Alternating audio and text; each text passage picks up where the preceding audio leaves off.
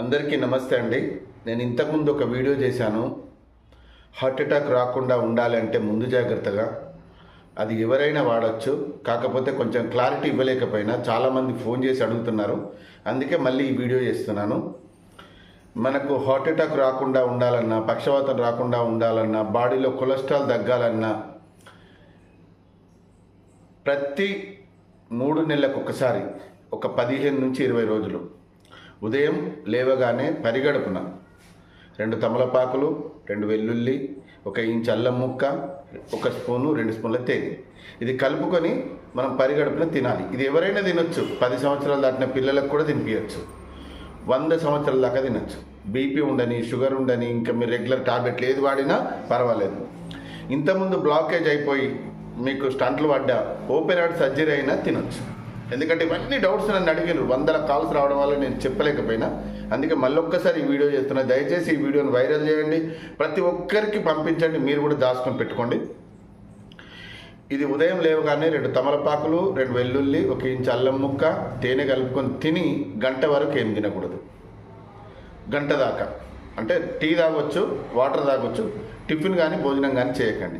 దీనివల్ల కలిగే లాభాలు ఏంటి అంటే, ఒకవేళ మీకు కొలెస్ట్రాల్ హెవీగా అయి బ్లాకేజ్ అయినా హాస్పిటల్ వెళ్ళిన తర్వాత మీకు 70%, 80%, 90% బ్లాకేజ్ అయినాయి, ఇది స్టంట్లు వేయాలి, ఓపెన్ హార్ట్ సర్జరీ చేయాలి అన్నవి కూడా 10-15 రోజుల లోపలనే క్లియర్ అయిపోతాయి. మదర్ ప్రామిస్ చెప్తున్నా, క్లియర్ అయిపోతాయి.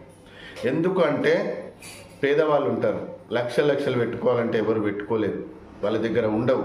వాళ్ళకు అసలు కొలెస్ట్రాల్ ఎంత అయిందో కూడా కనీసం చెక్ కూడా చేసుకోరు.